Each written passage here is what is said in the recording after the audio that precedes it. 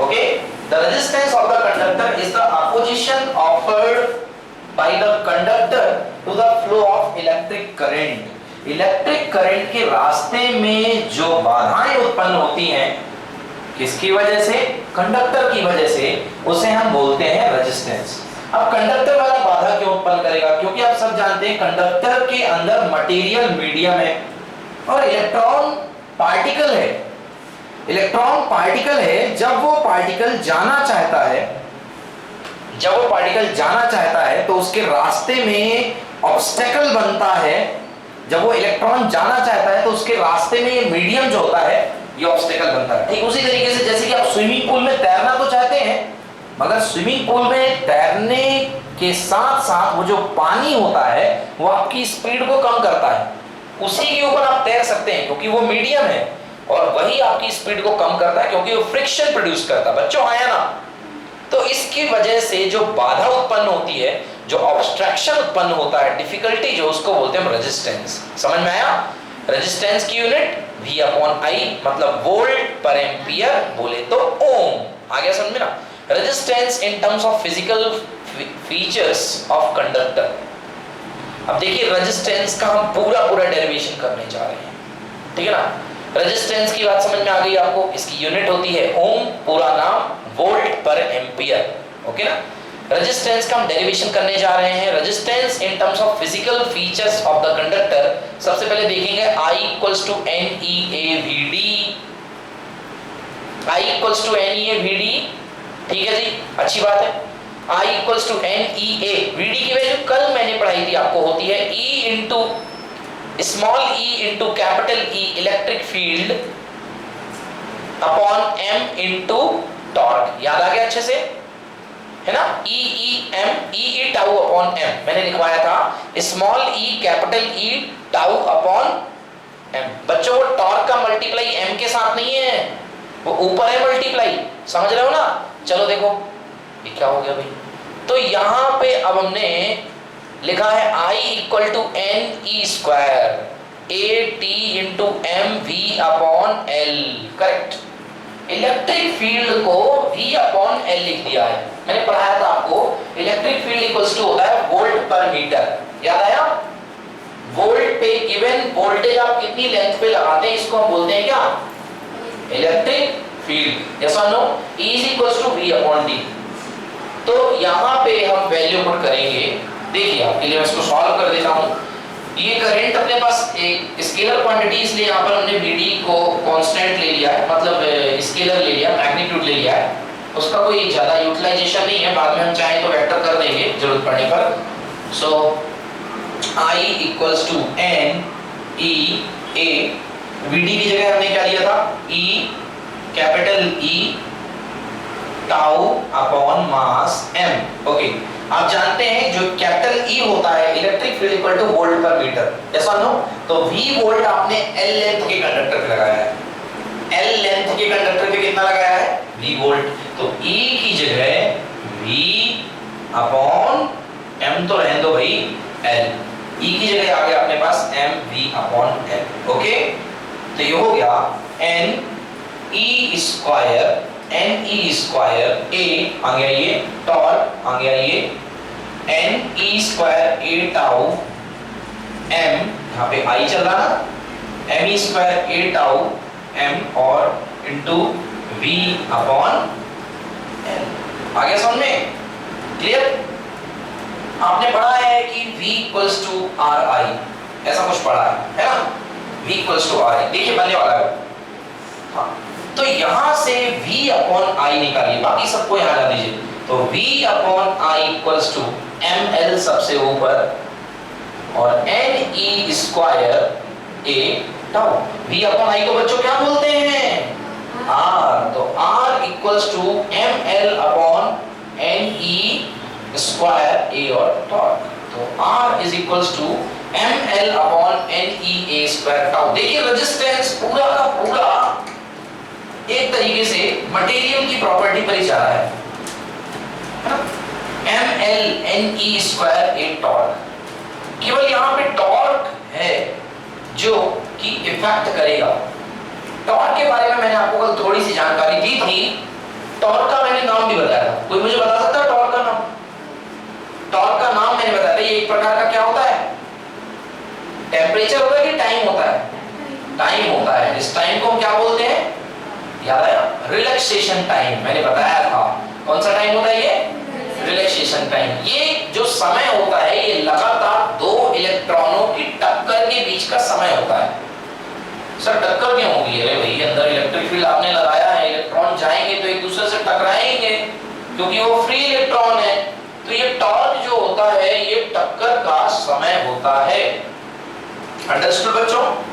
अगर आप टेम्परेचर बढ़ा देंगे मटेरियल का, अगर आप मटेरियल का टेम्परेचर बढ़ा देंगे तो टेम्परेचर बढ़ाने से अंदर के इलेक्ट्रॉन्स की काइनेटिक एनर्जी क्या होगी? बढ़ेगी या घटेगी? बढ़ेगी। उनको गर्मी लगेगी, वो भागेंगे, टकराएंगे, और जब वो भागेंगे तो तेजी से टकराएंगे या धीमे धीमे से टकराएंगे? तेजी से टकराएंगे। तो उनके टकराव के बीच में लगने वाला जो समय है, जिसको मैं रिलैक्सेशन टाइम का नाम दे रहा हूं, वो कम होगा कि बढ़ेगा? जी कम होगा। टकराने का समय क्या हो जाएगा? कम होगा, क्योंकि जल्दी जल्दी टकराएंगे। और अगर रिलैक्सेशन टाइम घटेगा तो रेजिस्टेंस बढ़ेगा। यही कारण है कि आप पढ़ते थे 10th क्लास में कि किसी कंडक्टर का टेम्परेचर बढ़ाने पर रेजिस्टेंस बढ़ जाता है। आई बात समझ में ना? किसी कंडक्टर का टेम्परेचर बढ़ाने पर रेजिस्टेंस बढ़ जाता है। तो ये हो गई V अपॉन I को हम R बोलते हैं। तो R equals to M NE square tau L upon A। चलिए एक और डेरिवेशन बना रहा हूं। L अपॉन A को सुरक्षित कर दिया किनारे ले जाकर के। Okay, keep it that side, L upon A। Now याद आ रहा होगा कुछ आपको? उस था ये रो ले, है ना?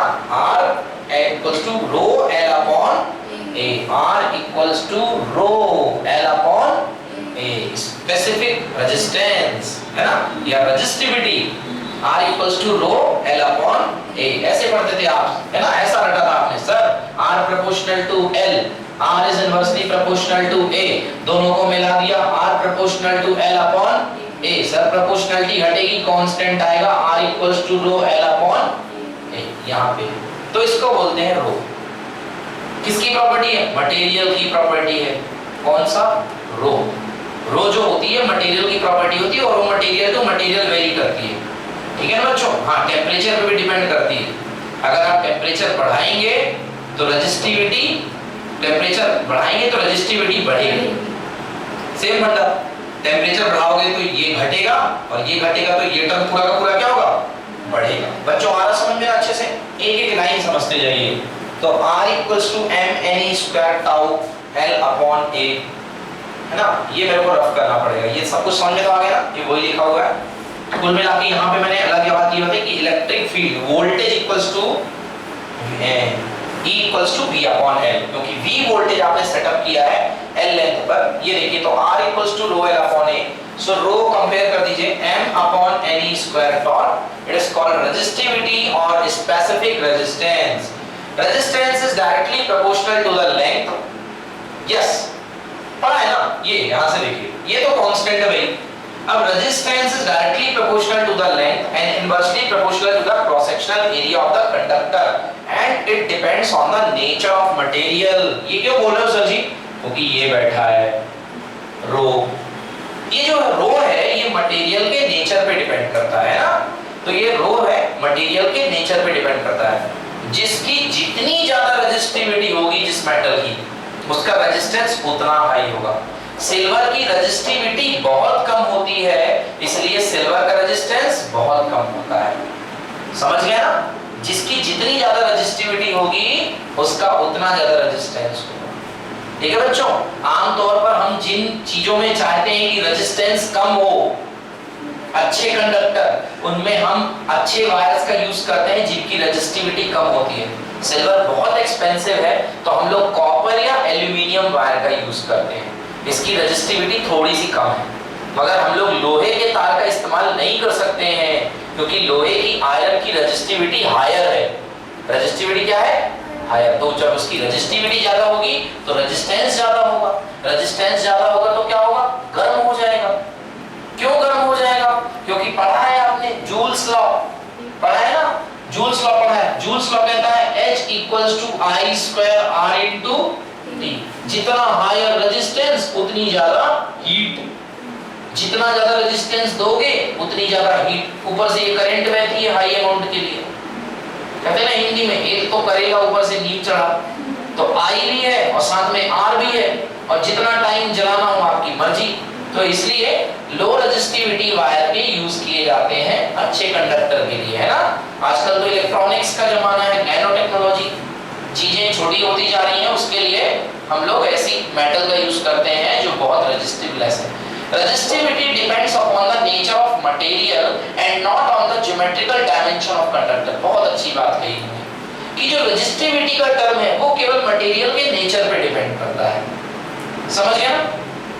इसका कोई डायमेंशन से लेना देना नहीं है, ये केवल रेजिस्टिविटी केवल मटेरियल पे डिपेंड करता है, ये मटेरियल टू मटेरियल वेरी होती है, इसका डायमेंशन से कोई लेना देना नहीं है। डायमेंशन से लेना देना है रेजिस्टेंस का, डायमेंशन से लेना देना किसका है, रेजिस्टेंस का है। R proportional to L, length के प्रोपोर्शनल होता है और एरिया के इनवर्सली प्रोपोर्शनल। एरिया बढ़ेगा तो रेजिस्टेंस घटेगा और एरिया घटेगा तो रेजिस्टेंस बढ़ेगा। अगर कभी भी आपको भूल जाए कि रेजिस्टेंस कैसे बढ़ेगा घटेगा, तो आप याद करो कि मान लो आप एक ट्रिप पे गए हुए हो, एडवेंचर ट्रिप पे, और आपको एक सुरंग मिलती है और सुरंग के अंदर से आपको जाना है, तो बताइए आपकी दिक्कत कब बढ़ेगी। दिक्कत मतलब रेजिस्टेंस, परेशानी कब आपकी दिक्कत ज्यादा होगी, सुरंग लंबी होगी या सुरंग छोटी होगी। जब सुरंग क्या होगी, लंबी होगी ना, तब आपकी दिक्कत ज्यादा होगी ना, क्योंकि लंबी सुरंग में आपको ज्यादा मेहनत करनी पड़ेगी पार होने के लिए। तो मतलब अगर रेजिस्टेंस मतलब दिक्कत प्रोपोर्शनल टू लेंथ, जो आपकी रेजिस्टेंस है वो प्रोपोर्शनल है लेंथ के, आपको जो रेजिस्टेंस कर रहे हो आप वो लेंथ के प्रोपोर्शनल है, जितनी लंबी सुरंग उतनी लंबी उतनी ज्यादा दिक्कत। दूसरा, अच्छा ये बताओ कि अगर सुरंग का मुंह छोटा कर दिया जाए तो दिक्कत क्या हो जाएगी, बढ़ जाएगी कि घट जाएगी, बढ़ जाएगी। मतलब मुंह छोटा मतलब एरिया कम, एरिया कम तो रेजिस्टेंस बढ़ गया, और सुरंग का मुंह यदि बड़ा कर दिया जाए तो रेजिस्टेंस क्या हो जाएगा, कम हो जाएगा, दिक्कत कम हो जाएगी। तो ये क्या लग रहा है, डायरेक्टली कि इनवर्सली, इनवर्सली, मतलब resistance is inversely proportional to area. Area, सुरंग का मुंह बड़ा हो गया दिक्कत कम हो गई, सुरंग का मुंह छोटा हो गया दिक्कत बढ़ गई। आई बात समझ में। अच्छा ये बताओ, सुरंग के अंदर कोई आग लगा दे, नीचे से कोई आग लगा दे, तो आप लोगों को कैसा लगेगा, पसीने आएंगे ना, तो उसमें क्या होगा, दिक्कत बढ़ेगी कि नहीं बढ़ेगी, बढ़ेगी ना। मतलब रेजिस्टेंस जो होता है टेम्परेचर बढ़ाने पर बढ़ता है, बट किसका, कंडक्टर्स का। सेमीकंडक्टर का रेजिस्टेंस जो होता है टेम्परेचर बढ़ाने पे घटता है ना, उल्टा चलता है सेमीकंडक्टर में। जर्मेनियम, सिलिकॉन, है ना, ये जो मटेरियल होते हैं इनके रेजिस्टेंस बढ़ाने पे, सॉरी टेम्परेचर बढ़ाने पे जो रेजिस्टेंस होगा वो कम होगा। तो ये क्लियर हो गया। Resistivity depend on the nature of the material and not on the geometrical dimension of the conductor. Yes sir, हाँ जी, ये जो R proportional to L upon A दिया है, हाँ जी, अगर हम इसका डायमेंशनल फॉर्मूला निकालें तो R is proportional to 1 upon L आ रहा है। किसका डायमेंशनल फार्मूला निकालेंगे आप, R is proportional to L upon A। नहीं, डायमेंशनल फार्मूला प्रोपोर्शनैलिटी से नहीं आता है, उसमें तो आपको फिर इसकी भी वैल्यू रखनी पड़ेगी ना। प्रोपोर्शनैलिटी नहीं, आपको एग्जैक्ट फार्मूला यूज करना पड़ेगा, है ना। जैसे R equals to V upon I के लिए जैसे आप यूज करते हो तो एग्जैक्ट फार्मूला यूज करना पड़ेगा। चलिए अगला है relationship between VD, rho, EI and E and J। Okay, देखिए काफी सारे नए यहाँ पे टर्म आ रहे हैं, ठीक है ना, यहाँ पे खूब सारे टर्म्स आ रहे हैं, वो हम जानेंगे।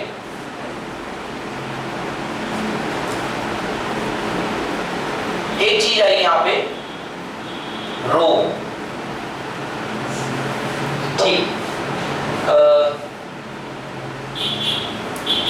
रो जान चुके हम लोग, रेजिस्टिविटी, ठीक है ना। Rho equals to resistivity, rho equals to R L upon A, relation भी पढ़ लिया, sorry R equals to rho L upon A पढ़ा हमने, R equals to rho L upon A, ठीक है। तो अब इसके अलग अलग कुछ फॉर्मूले हैं, इनके डेरिवेशन हम बाद में करेंगे, मगर पहले हम इनके अलग अलग फॉर्मूले को जान लेते हैं। वो फॉर्मूले में अभी चल के काम में आते रहेंगे कहीं ना कहीं। सबसे पहले rho equal equals to E upon J, rho equals to E upon J. E तो ठीक है, जे क्या होता है, जे होता है I upon A, I equals to N E A V D, A से ए हो गया कैंसिल, तो rho equals to E upon N E V D.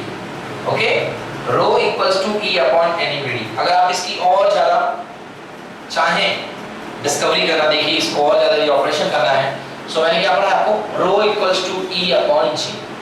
तो ई अपॉन जे का मतलब होता है एन ई वी डी, पढ़ा ना?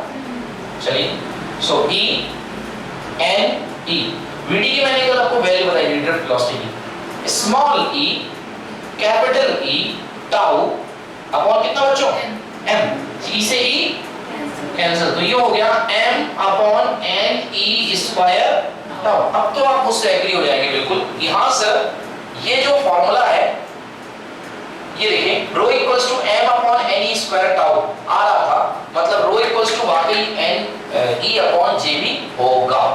आई बात समझ में आ बच्चों? तो rho equals to e upon j। Next, vd equals to n e into rho, vd equals to n e into rho. क्यों भाई? ये है ना, बनाइए इससे e upon n e rho, very simple. क्या पढ़ा हमने, rho equals to e upon j और e upon n e v d। तो डायरेक्टली रिलेट करेंगे तो n e v d को, तो इधर से लिखिए rho equals to e upon n e v d। n e v d आप ऊपर आ जाइए, n e v d equals to e upon rho, और ये नीचे चला जाएगा, तो v d equals to e upon n e into rho. आया समझ में? तो v d इक्वल्स टू ये हो गया। क्लियर है बच्चों?